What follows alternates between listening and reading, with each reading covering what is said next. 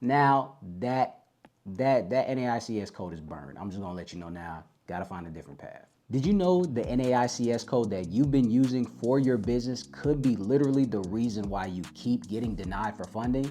Yeah, it might not be your personal credit. Your personal credit is stellar. It might not be this over here. It's your NAICS code. Not too sure how that works or even have an NAICS code? Then don't worry, I got you. Because in today's lesson, I'm gonna explain to you what an NAICS code is, why it matters more than ever, and how to pick the correct one to get maximum amounts of funding. So what I want you to do right now is go grab your pen and paper, and without further ado, let's dive in. All right, ladies and gents, so this is going to piggyback off of my last video that I made when it came to NAICS codes.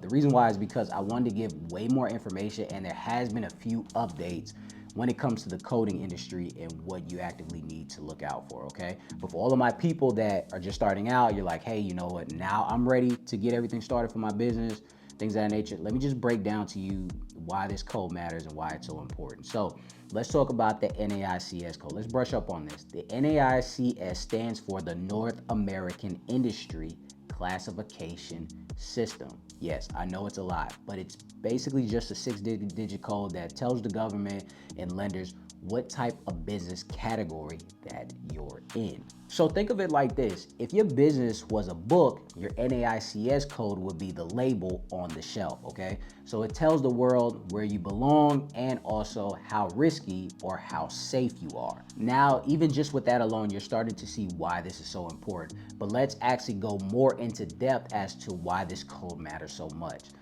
When you apply for a business loan, business line of credit, or anything of that nature as far as any business credit products, after the lender looks at your personal credit profile, it looks at your business scores, even your revenue, it wants to see what type of coding and what type of business we're actually dealing with.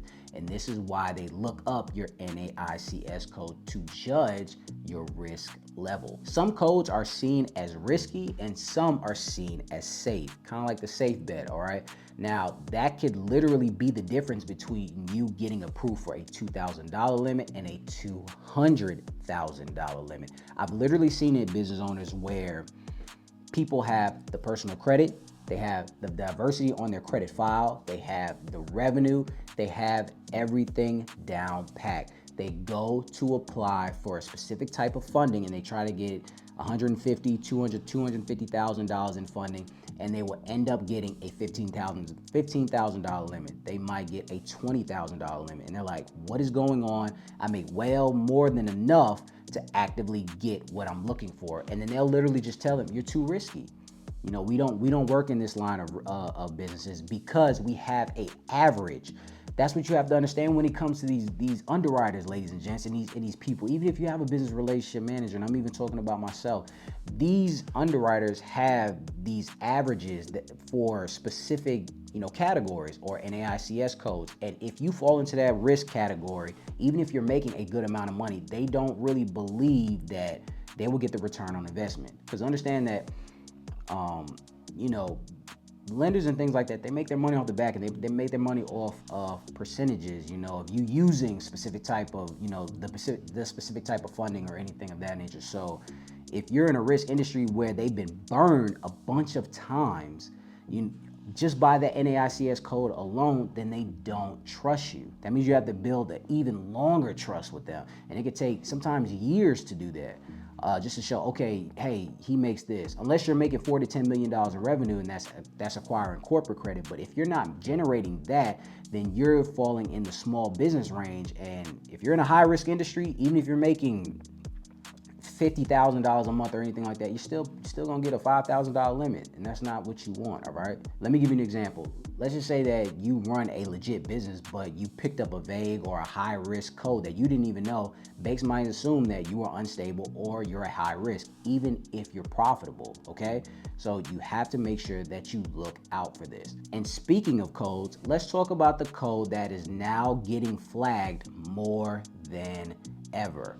NAICS code 54161. Okay, this is getting flagged literally right now as I'm making this video. A lot of entrepreneurs are using this code 54161, aka consulting or management consulting. I know there are other NAICS codes, other than the 54161s that literally talk about just generally consulting, I'm telling you right now, this is starting to become a high risk industry. And the reason why that is starting to become a high risk industry is because, number one, I'm still in the field. I still help business owners get approved for funding.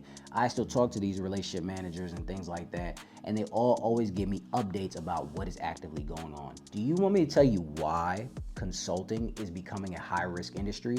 It's because, again, I'm not excluded. Everybody talks about consulting. Everybody. I've even talked about it. Hey, if you're not totally sure, go for consulting so you can get the high limits, even if you're in, real estate and things of that nature. Well, I evolve all the time. I learn more things. The reason why people are using this is because they try to get any type of funding that they can, no matter for what business that it is, or sometimes they're not even getting it for business. They just want to splurge on whatever they can, and they start to default. Now the defaults are starting to rise. And again, just like I said earlier, when it comes to these underwriters, they have averages, they have these schematics, they have these Excel sheets that break down specific codes. And if 54161 or your consulting NAICS code is having higher and higher defaults, they're gonna start red flagging this, okay? So many people, even when I get on these calls with these business owners, and of course I'm gonna ask you, hey, what line of business that you're in? Because I need to have this information for myself when I present you to my relationship manager and things like that. They'll literally just get on the phone and just say, consulting. And then that awkward pause is right there. Normally when I get on the calls with these with legit great business owners, not saying everybody with a consulting business isn't legit, I'm not saying that, but these people that, hey, I'm in construction, I do this, I'm trying to get a contract for this, they always go into detail. But for the people that just say strictly just consulting, and I have to say, oh, okay, what type of consulting are you doing? And they say, well, it's just consulting for other businesses. It's like, yo, that's too broad. What are you doing? Are you trying to do this for the right reasons? Or, oh, you don't know what you're doing. Oh, okay, great. You just heard it on my video or another video, and then you just went from there. You actually didn't fact check and do your due diligence like I always say in all of my videos. Got it.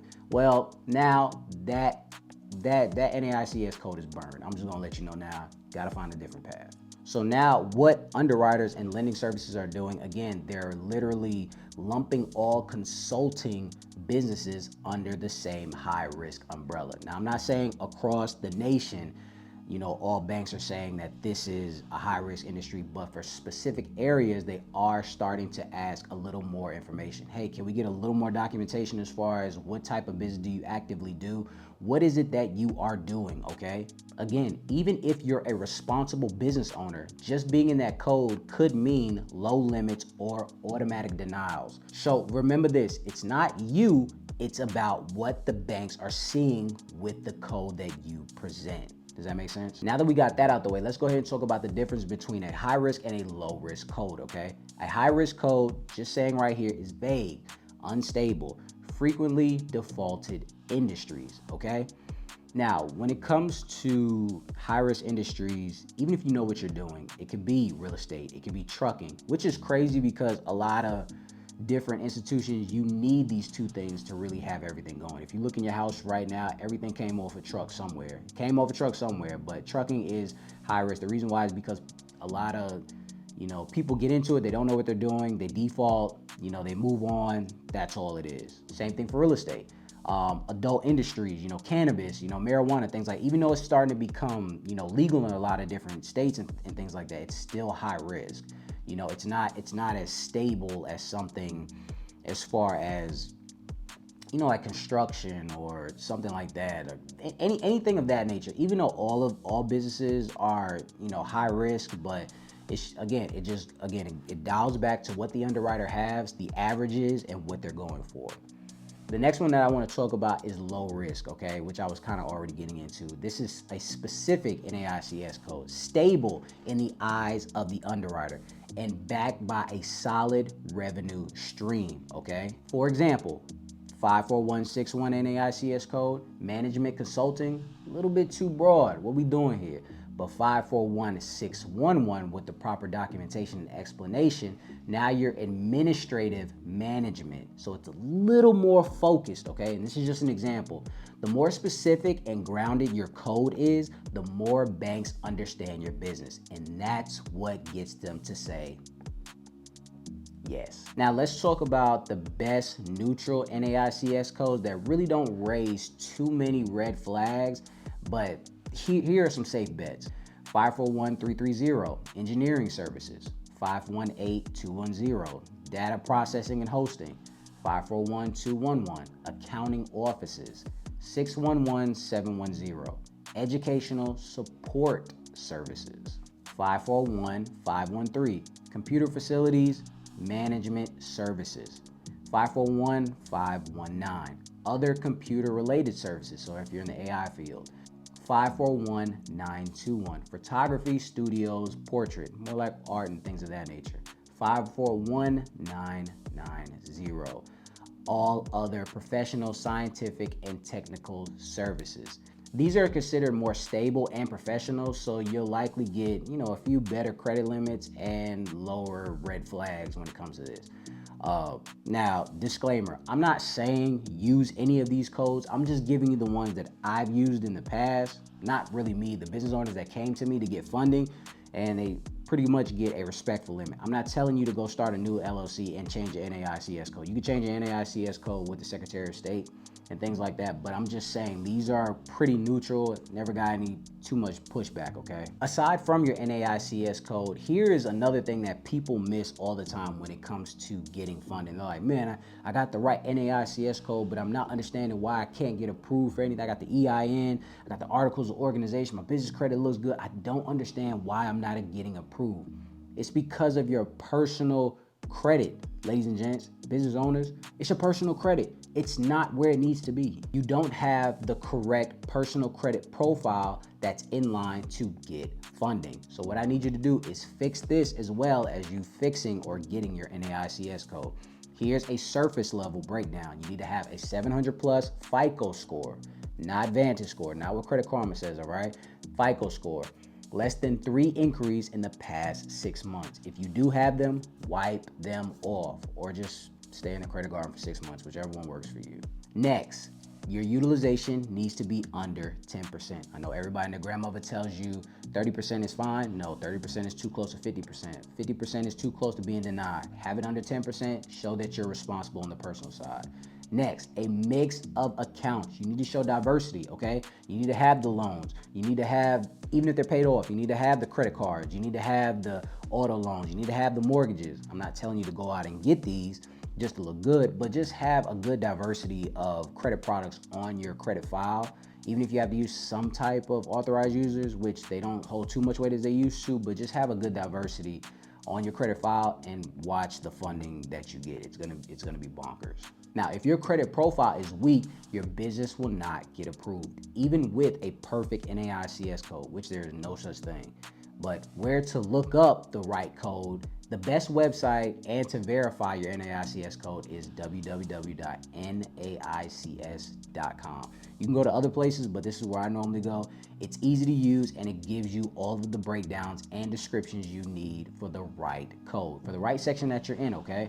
This is what you want to utilize as far as getting everything going for your business. Understand this, continue to move forward. I'll try to put in the description or in the comment section as far as the location to get the NAICS code, but again, it's just www.naicscode.com, or you can easily just type in Google low risk NAICS codes and then those will all pull up as well. Now, let's recap. What have we learned today? Number one, what NAICS codes are and why it actually matters. So you need to go out and get the right NAICS code.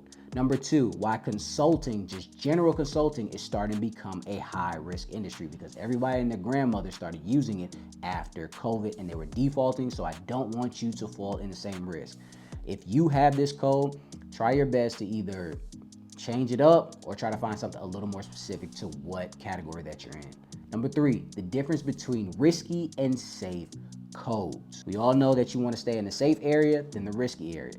And the next one, which NAICS code can help you get approved? This is where you got to go to naicscode.com or type in Google so you can find the right one that's going to actively help you stay under the radar.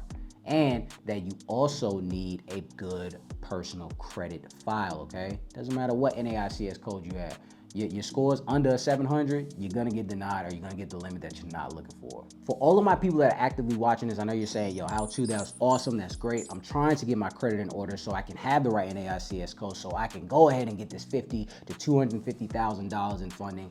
I am stuck, help me out. Trust me, I got you. If your score is under a 700 and you've got high utilization or too many inquiries, then don't worry. Because what I want you to do is join the How to Credit Start program, where in this program, we help you clean up your personal credit file and we're gonna help you get in line to get the funding that you're looking for. So what I want you to do is click the link below to enroll and book your consultation today so I can help you get on the right path to get the funding that you're looking for. I want to thank you guys for stopping by. I really hope that this helps one of you guys. And then also, if it did, just drop some data points, of the type of NAICS codes that you have, if it actually worked or anything of that nature, or just use this information and share it to somebody that needs it. I want to thank you guys for stopping by. And until next time, ladies and gents.